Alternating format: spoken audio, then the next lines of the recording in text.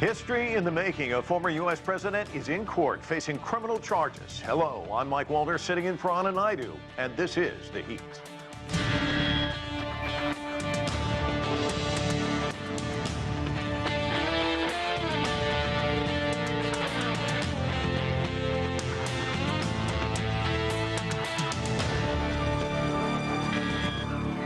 Former U.S. President Donald Trump was back in a New York courtroom on Monday for the start of his so-called hush money criminal trial. Trump faces 34 felony counts of falsifying business records. Attorneys for both the prosecution and the defense delivered their opening statements, and a former publisher took the stand as the first witness. CGTN's Rina Shah begins our coverage from New York. Well, it was the first day of testimony in the criminal trial against Donald Trump, and both sides outlined their cases. Of course, the burden of proof lies with the prosecution. The defense doesn't have to bring any evidence or witnesses. The prosecution went first with opening statements. They're calling this a criminal conspiracy and a cover-up. They said Donald Trump knowingly falsified business records trying to hush money paid to adult film star Stormy Daniels over an alleged dalliance they had. And they say that the hush money was paid. All of this was done to influence the outcome of the 2016 election. In fact, the prosecutor said to the jury, quote, "It was election fraud, pure and simple." And he says the motivation for all of this was Donald Trump was worried that if the Stormy Daniels story came out on the eve of the election, that would damage his chances to become president. So he contrived this conspiracy scheme to hide negative stories against him. It was then the defense turn to present their case. They came out and said Donald Trump is innocent, that he had nothing to do with the paperwork tied to the 34 felony counts against him. All he did was sign the checks. And they also said that Michael Cohen, a key witness for the prosecution, cannot be trusted because he's obsessed with Donald Trump and he has a vendetta against him. And then he also turned to the jury and he said, quote, "Spoiler alert, nothing wrong with trying to influence an election. It's called democracy." He said that Donald Trump was merely trying to protect his family, himself, and his brand when that hush money was paid and an NDA was signed by Stormy Daniels, neither of which, he reminded the jury, is illegal. And looking ahead, there will be a hearing in the Tuesday session. Judge Merchan will make a decision on whether Donald Trump violated a gag order with comments he made last week. The jury then will return with David Pecker taking the stand once again. He was there briefly today. He was a good friend of Donald Trump. He also ran the National Enquirer, which is known to have bought and buried stories that were negative about Trump. He's being called by the prosecution, and he's expected to testify that he helped broker that hush money payment to Stormy Daniels and that he was in a 2015 meeting with Donald Trump himself and Michael Cohen where they came up with this catch and kill scheme to basically catch negative stories about Donald Trump and bury them. And in exchange for his testimony, he is being given immunity by the prosecution. Rina Shah in New York, CGTN. For more on the Trump criminal trial and the U.S. presidential race, let's turn to our panel. Joining us from Washington, D.C. is Rina Shah. She's a political commentator and CEO of Rilax Strategies. Also with us, Douglas Sloan is principal of National Capital Strategy Group and former vice president of the D.C. chapter of NAACP. From Florida, Eric Bolling is the host of Eric Bolling, The Balance on Newsmax. And Jeffrey Swartz is a professor of criminal law and procedure at the Cooley Law School. And Jeffrey, we're going to start with you because this is a lot of law questions. You were a defense attorney, you were a prosecutor, you were a judge. So give us your sense of what we saw with the opening statements, the first witness. What does actually the prosecutors have to show in this case, and what do you expect from the defense? Well, thank you for having me this evening. I believe that the prosecution clearly has to show that there were improper entries, false records within the Trump organization. They will have to show that the former president, in fact, had knowledge of all of that. That would be a misdemeanor. In order to make it a felony, they're going to have to show that it was done for the purpose of avoiding prosecution on other crimes that may have been committed, including FEC violations, that would be federal violations, which are other felonies. It doesn't have to be a New York felony. And also creating a fraud in trying to influence the outcome of the election in 2016. As far as Mr. Trump is concerned, he has to prove nothing. He can just sit there and listen and wait for whether the state has actually proven its case beyond a reasonable doubt, and then he has the opportunity to present whatever defense he would like. He can testify if he wants to. I don't believe that he will. He says he's going to, but if I were his lawyer, I'd tell him not to. He faces some very difficult cross-examination, so it'll be interesting to see how each side plays what they want to impress the jury with. And Jeff, all of us will be watching, but the most important viewers will be the 12 jurors. They're from Manhattan. We don't know a lot about them because the judge wants to cloak a lot of this in secrecy for good reason. Yeah. We do know that there are 7 men, 5 women, including 2 attorneys. It's going to be a difficult task. There's a lot of pressure on these jurors. In fact, yes, some of the potential jurors were crumbling and crying, didn't want a part of this. Can you talk to us about the intense pressure they're under, and this is going to be several weeks of their lives committed to this? They are under intense pressure. They do not want their friends and or the public generally to know who they are. They are aware that attitudes run very strong on both sides of this. They don't want to run into people on the street. They don't want people picketing them. They don't want their children being bullied in some way. They're very concerned for themselves. And my hope is that that won't happen and that they'll be able to do their jobs, because generally jurors want to do their job. They want to do them well. And I have always been impressed with juries who set aside everything they think and only decide the case based upon the evidence that they hear in court. And Jeff, one final question before we move on with some of these other issues that we want to talk about tonight. The gag order, where do you expect the judge to come down on this ruling? Well, I think he's going to find that he violated the gag order. The question is, what kind of penalty could ever be assessed against Mr. Trump that in fact would be fair for what he did, that would really hurt him in any way?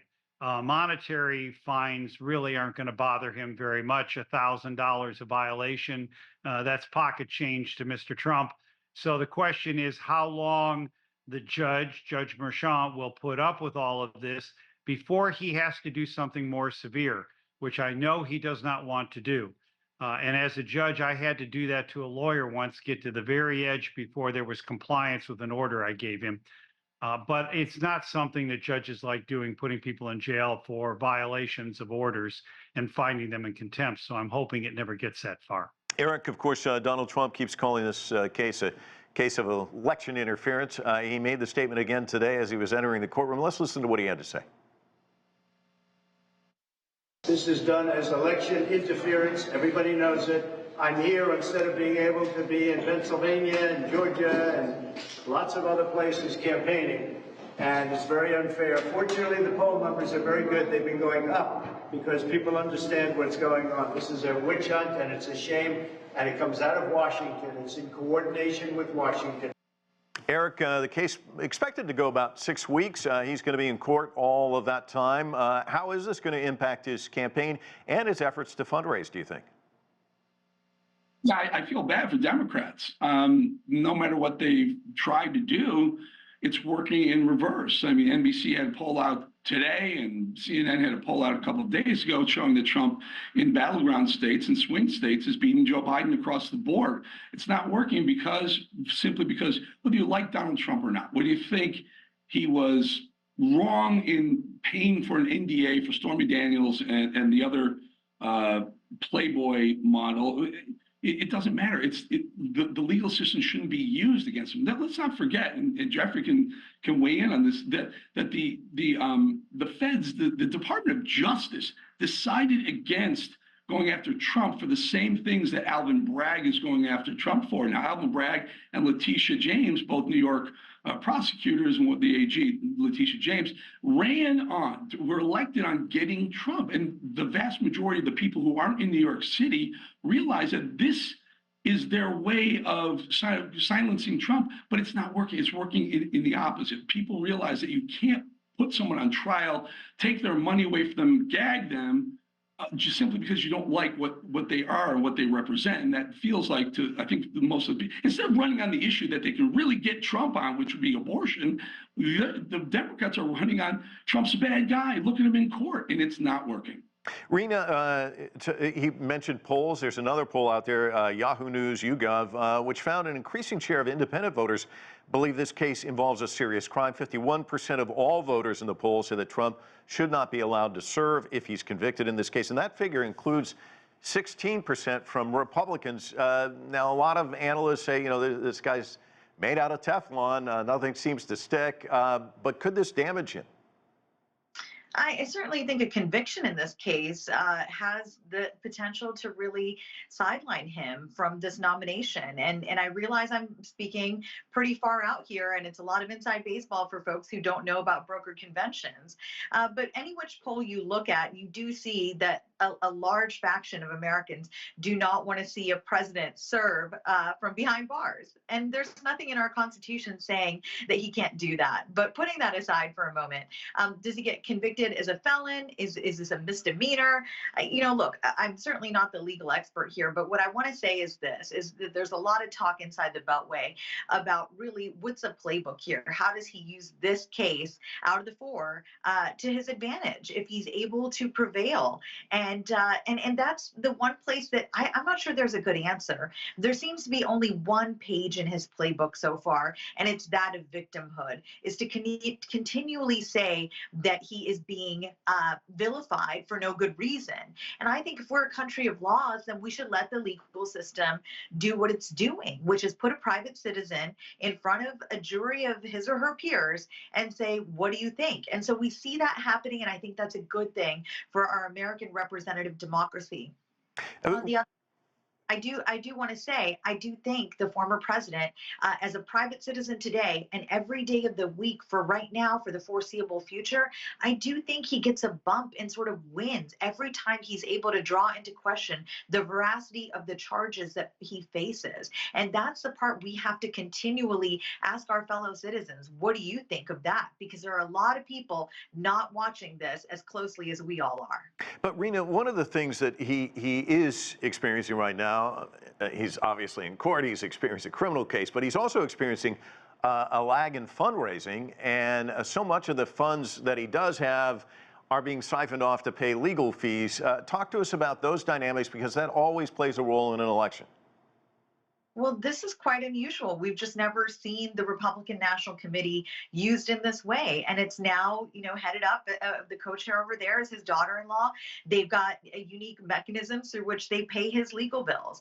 And look, they were already doing that under the previous chair, Ronna McDaniel. She said the RNC had paid, I think, something like $2 million-ish of his legal bills during her tenure there. But now every donation that comes in, even if it's small dollar, is getting rerouted to his political action committee. So, Republicans who stand by this former president and want to vote for him again this year say that this was the Democrats' plan all along, was to bury him in legal bills, to keep him off the campaign trail. And it looks like it. But how much of a real impact is it going to have on what happens in November? I think the political winds are so uncertain this time that we can't make any predictions. But what we do know is that the money game is certainly not looking good for the Republicans, because down ballot Republicans need that money. And right now it's all going to Trump. Everything that seems to come in to the Republican National Committee that could be used to turn out voters, again, seems to all be going to help Trump world make it through these legal cases. And Douglas, Rina makes a good point. We really don't know what's going to happen in November, but we do know this. The polls keep showing a very tight race. And Eric pointed out that the NBC poll shows Donald Trump ahead, leading Biden by a very thin margin, 46% to 44%. But when you dig into some of the answers, when they were asked which candidate was better at handling a crisis, has a strong record as a president, and is more competent and effective, the polling found that Donald Trump is the better candidate among many of the people polled. How concerning is this for Democrats? I don't feel that it's too concerning at this stage in the game. We're in April. We're still several months off of a general election. I'm old enough to remember Mitt Romney leading Barack Obama in all the polls at this point back in 2012.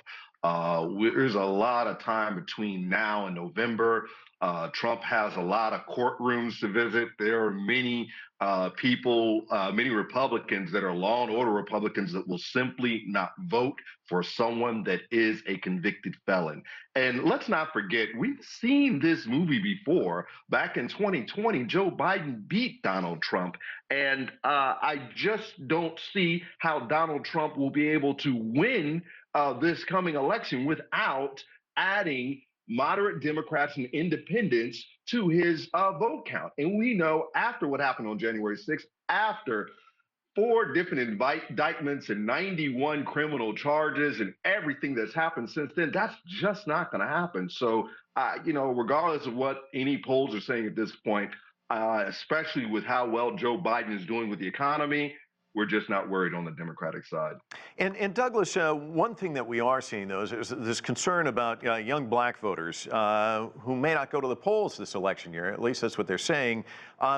We want to listen to some of what some black voters in Milwaukee, Wisconsin had to say. Let's listen to them, and I want to get your reaction on the other side. Typically, I voted for Democrats. It's because my mom voted for Democrats, my grandma voted for the Democrats. Just because of that lineage, that generational type of thing.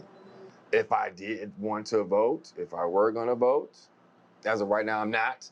It would be leaning more towards Trump, but I'm not even Republican. I'm not going back to the polls because the polls, when we go vote for people, they lie to us. They tell us all kind of things they're going to do for us as a black community, and they do nothing.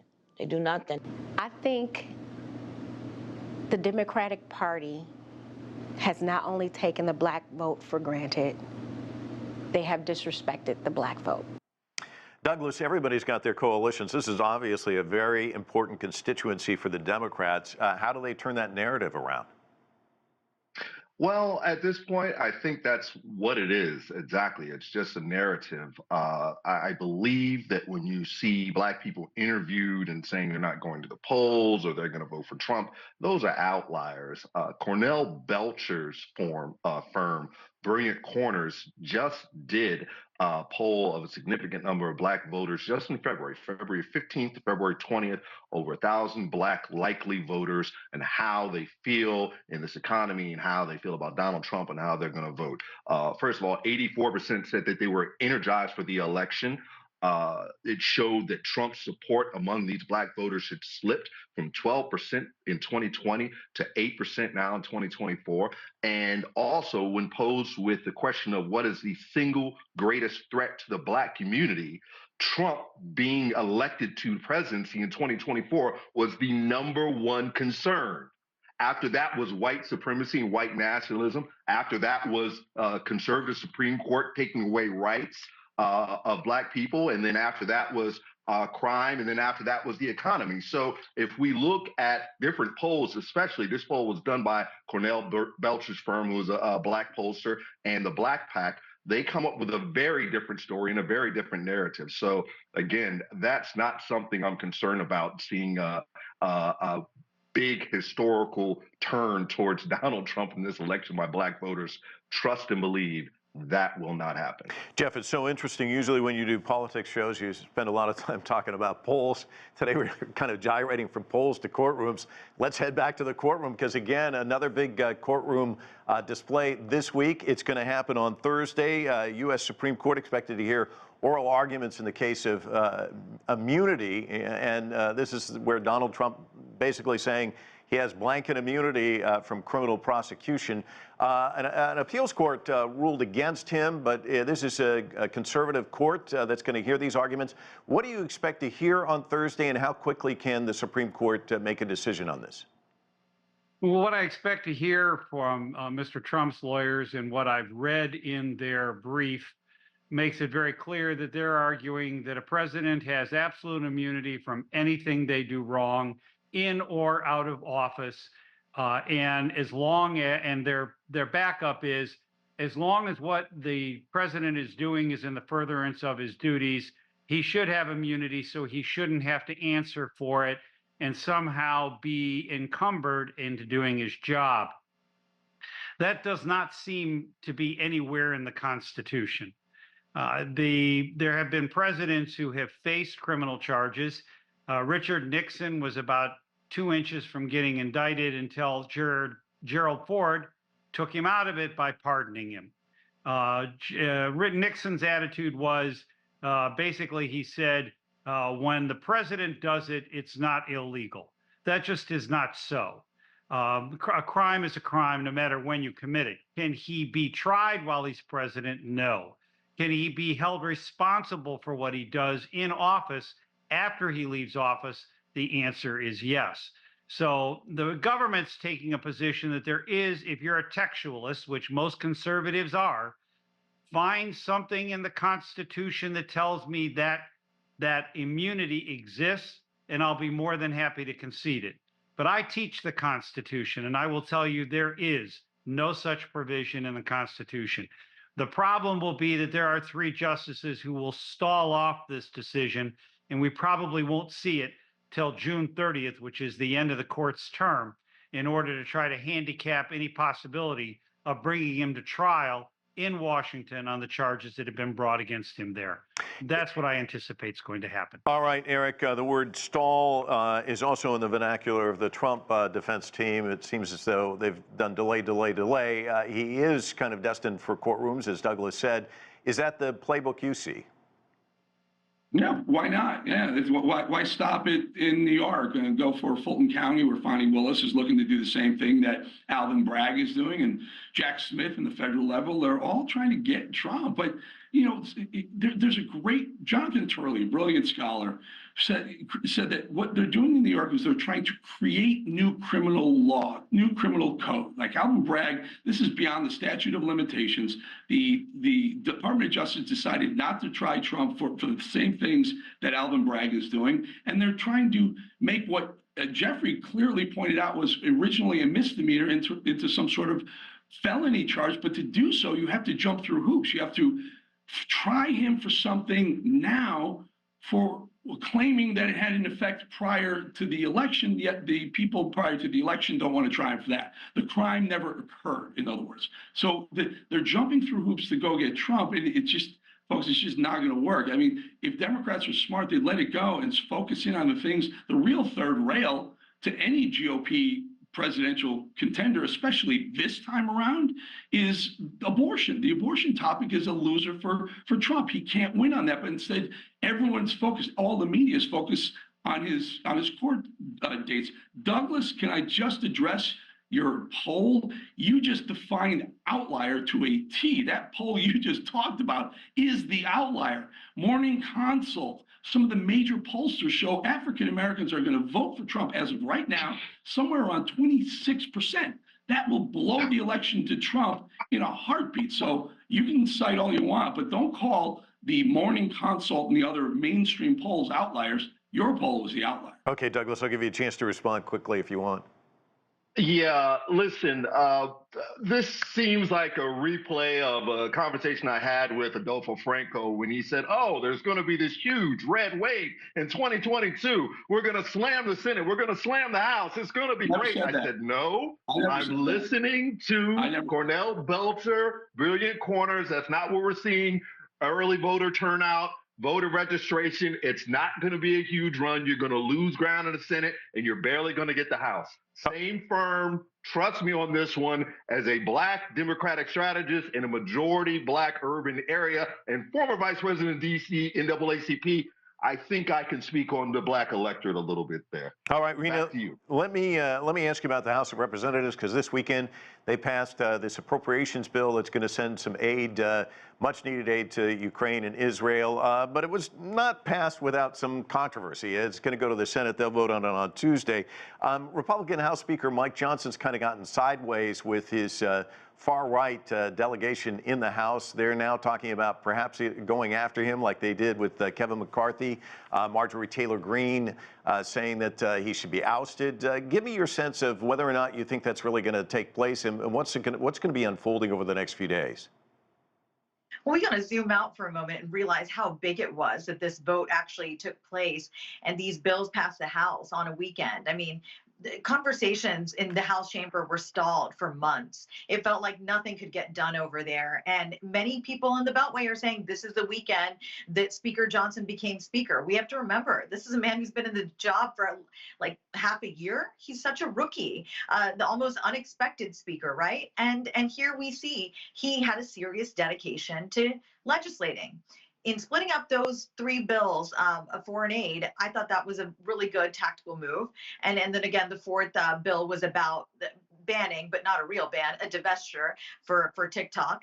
And now it's on its way to the Senate. And I commend Speaker Johnson for not just doing the right thing, which I felt was a principled stance he took. He put his foot firmly in the camp of Reagan Republicans by saying, this is how America projects strength on the world stage, by coming to the aid of our allies who are embattled in places across the globe.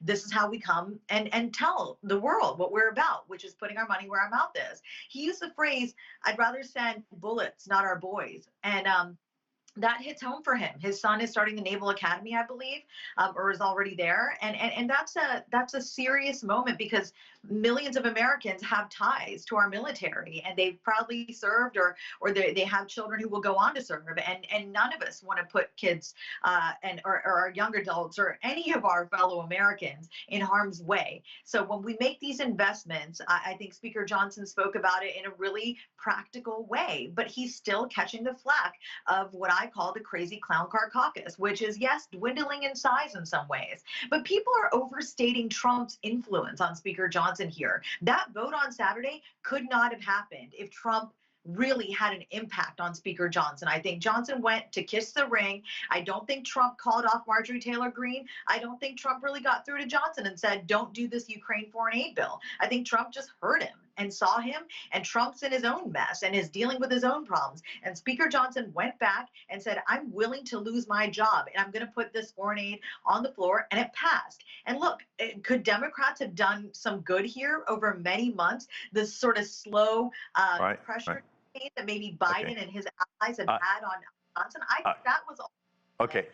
Okay, Rina, I've got to move on because we've got very, very little time. Eric, I want to get your thoughts on this. Is Mike Johnson in trouble?